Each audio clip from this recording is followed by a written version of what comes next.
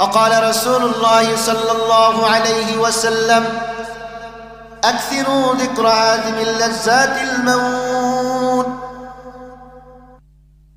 ও দুনিয়ার মুসলমান তোমরা শুনে রাখো জেনে রাখো أكثروا ذكر هادم اللذات الموت তোমরা অধিক পরিমাণে মৃত্যুকে স্মরণ করো কেননা মৃত্যু দুনিয়ার সমস্ত স্বাদকে ধ্বংস করে দেয়। রাসূলুল্লাহ সাল্লাল্লাহু আলাইহি ওয়াসাল্লাম বলে কিভাবে দুনিয়ার সমস্ত স্বাদকে ধ্বংস করে দেয়, যেমন শুকনা একটা লাকড়ি আপনি আগুন দিয়ে জ্বালাইলেন, ওই লাকড়িটা আগুনের মাধ্যমে কয়লা করে দেয়, কালো করে দেয়।